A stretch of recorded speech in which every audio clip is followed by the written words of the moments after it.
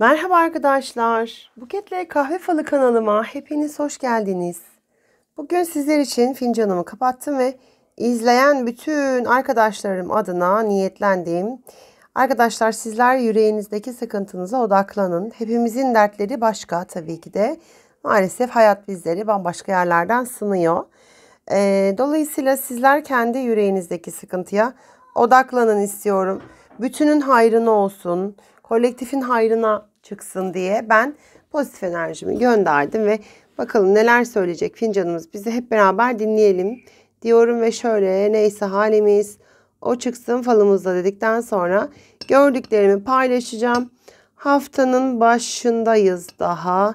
Güzel şeyler olsun. Bu hafta inşallah koca bir göz karşıladı bizi. Çok hayırlı mıdır? Gözdür, nazardır. Enerji olarak sizin konuşulduğunuz anlamına gelir.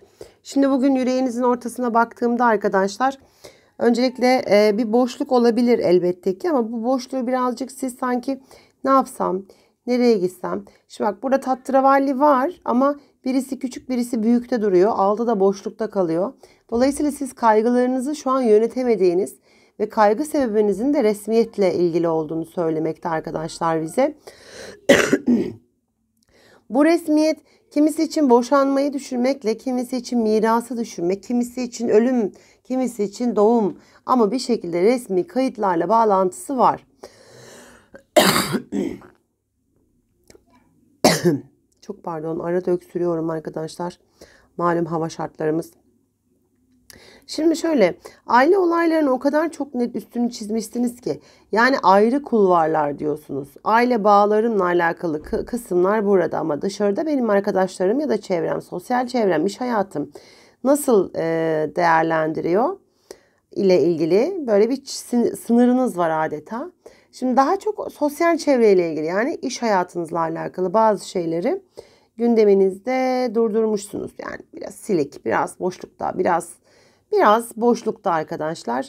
Aile kısmı da konuş konuş aynı şeyler. Aman hiçbir yere varamıyoruz dediğiniz bir konu.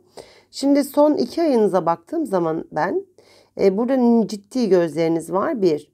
Ama gerçekten nazar, yani şu göz var ya fincanın tam ortasındaki nazarlı döngüyü atlatmışsınız, ben size söyleyeyim.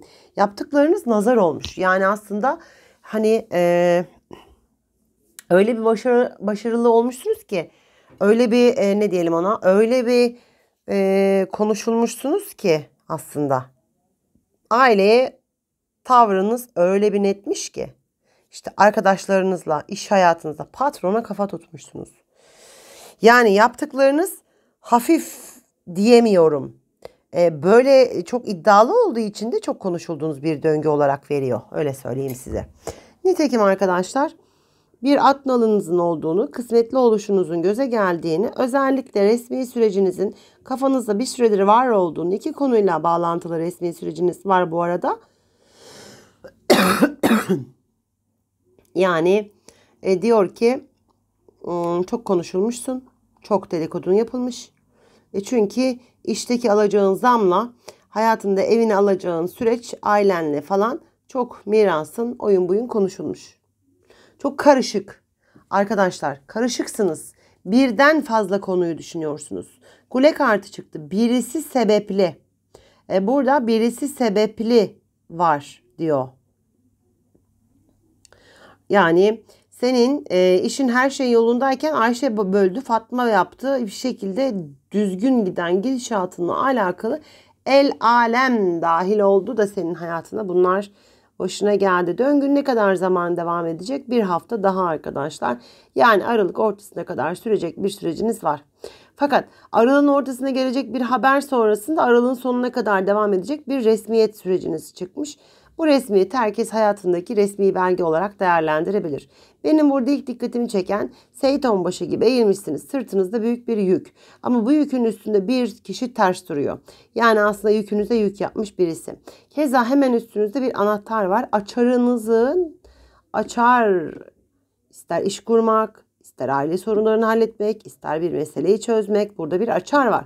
Bu açarla alakalı uzun boylu, zayıf bir insanın müthiş kemi var burada. Kem gözü var, kem sözü var. ve de yükünüze yük yapmaktan hoşlanan birisinden bahsediyoruz. Yani aslında çevrenizde, iş ortamınızda, aile, sülale hatta.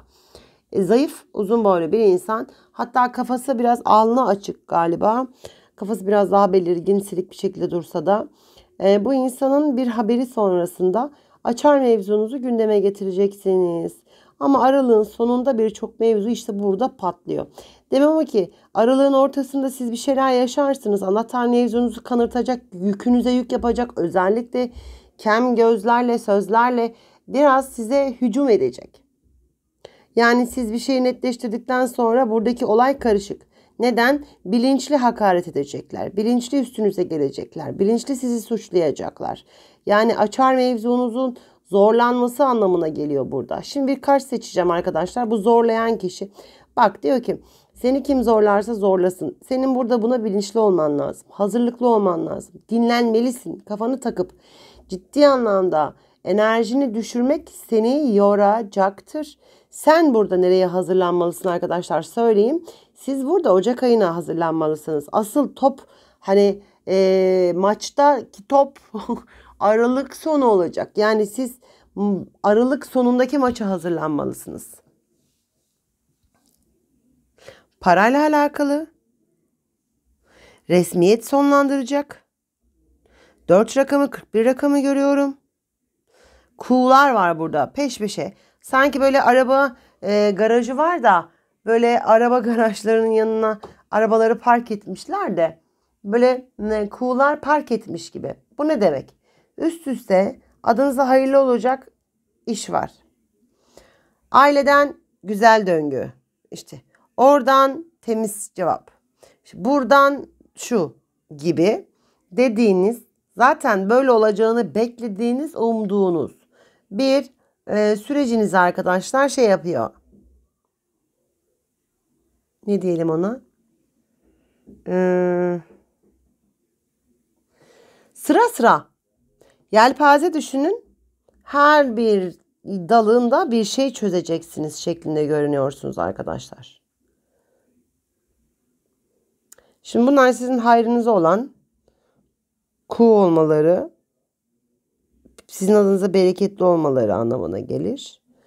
Yüzüp kuyruğuna geldiğiniz süreç Aralık sonu ben size söyleyeyim. Çünkü büyük bir para kaldırmak var. Büyük bir sorumluluk almak, büyük bir projeye girmek, mirası almak ya da boşanma süreçleri olduğunu varsayalım. Bu boşanma süreçleriyle alakalı parayı ne zaman alırsınız arkadaşlar? İşte aralığın sonunda alırsınız. Şimdi zaten Aralık ayını açtıktan sonra yani ocağın ortasında aklınızda sanki bir kişi var ve bu bir kişi sizin kısmetiniz, nasibiniz aslında aklınızdaki kişi olarak değerlendirmiş. Bu aklınızdaki kişiyle alakalı dengeleri kurmaya çalışacaksınız. Öncelik şu para meselesini ve resmi işi aşmak. Şimdi birden fazla 1, 2, 3 konu özellikle. Şu 3 konuyla alakalı arkadaşlar bir şey çözeceksiniz. Kafa kafaya verdiğiniz bir net var. Zaten para meselesi de şurada bir kule kartı çıkmıştı az önce. Birilerinin sizin hayatınızdaki etkili olduğu bir süreçten bahsetmekte.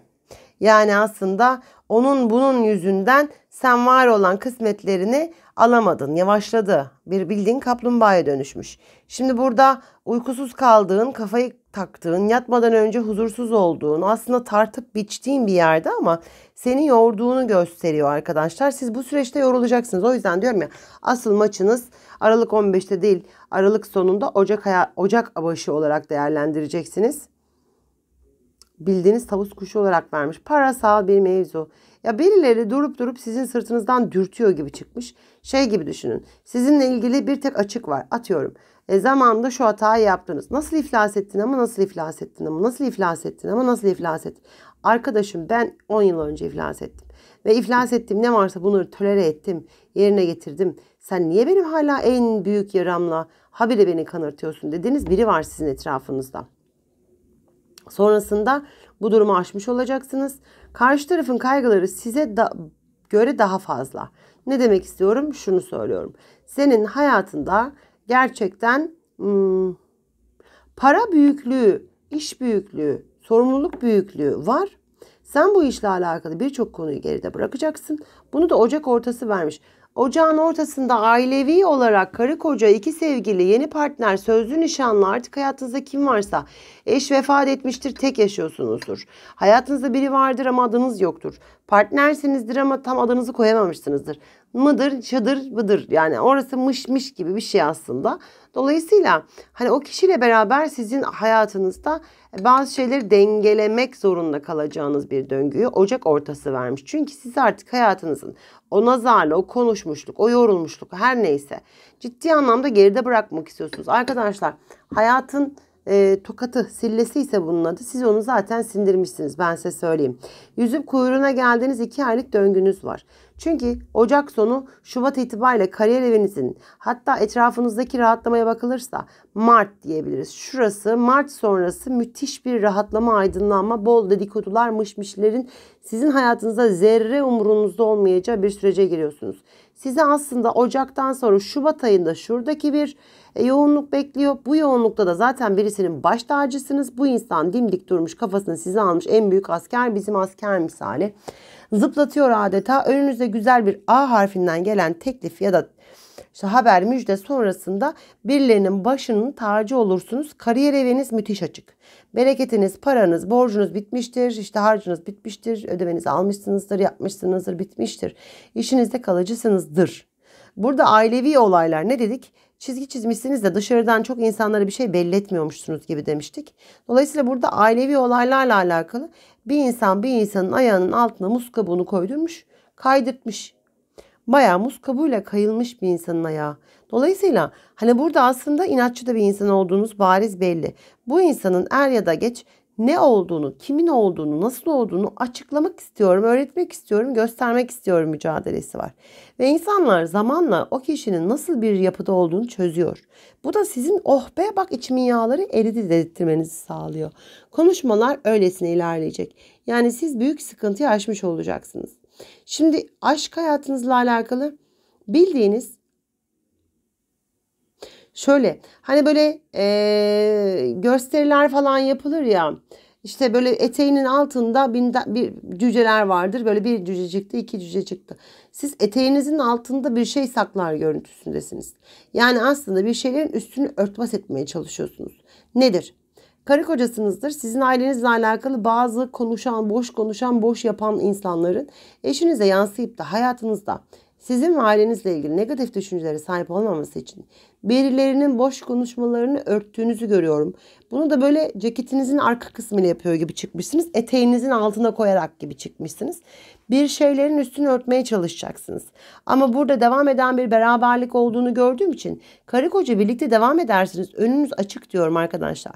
Eşiniz vefat etmişse de hayatınızda kimse yoksa da var olan negatif sıkıntılı süreçlerinizi geride bırakacağınızı ve bu sıkıntılı süreçlerden sonra bir kişiyle mutluluğa doğru adım attığınızı, parasal anlamda da birinin baş tacı olduğunuz için maddi manevi artık sıkıntılı süreçleri geride bıraktığınızı, ailenize de size laf söyleyen, hatta işte uğraştıran, hatta işte sıkıntılı olan kimse o tip, hani sizin bir bildiğiniz o kişi var, çünkü orada bir kişi var. O kişiyi de siz biliyormuşsunuz gibi çıkmışsınız keza.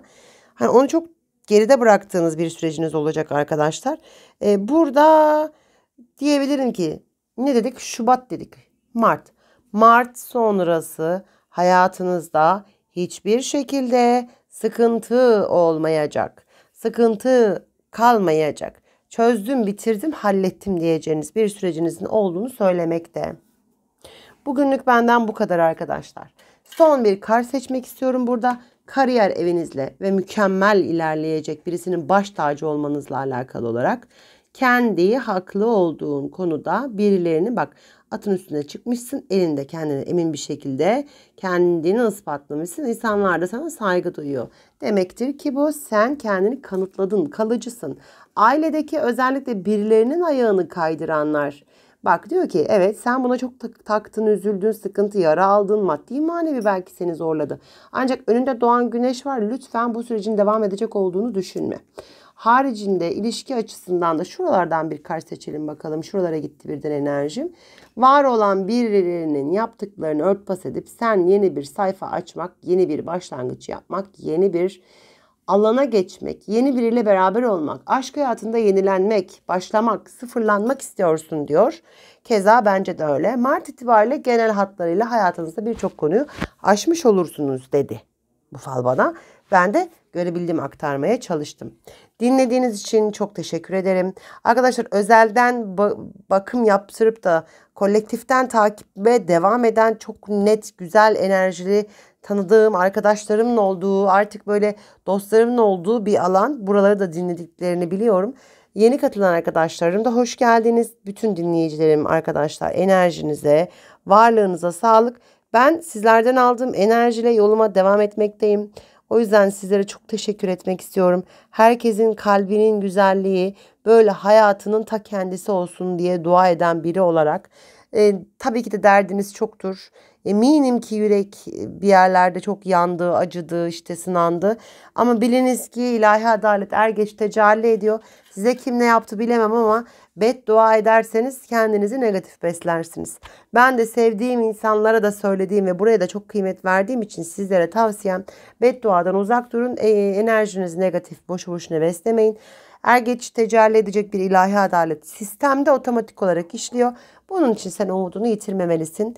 Yarınlarından umudunu yitirirsen depresyona girersin. Hiçbir inancın kalmaz. Negatif beddua ederek beslersin. Yani dibe çökmekten ziyade kapanmış kapılarınızın sürprizlerle açılacak olduğunu, şer sandıklarımızın bize hayır getirebileceğini ama bunu bizi yarının göstereceğini unutmayın arkadaşlar. Sağlığınız yerindeyse çok şükür. Bugün de nefes alıyorsak daha yiyecek rızkımız var demektir. Ne zaman rızkımız kesilecek? Aslında o zaman nefesimiz bitecek. Dolayısıyla bugünümüze şükür deyip yarınlarımızın umudumuzu yitirmeden arkadaşlar sağlıkla kalın. Tek temennim hepiniz adına. Sağlığınız yerindeyse geçmiştekilerini aştığınız gibi bunu da aşacaksınız. Bunu unutmayın. Bugünlük benden bu kadar. Dinlediğiniz için teşekkür ederim. Bir sonraki açılıma kadar başta sağlıkla kalın arkadaşlar. Hepiniz hoşça kalın.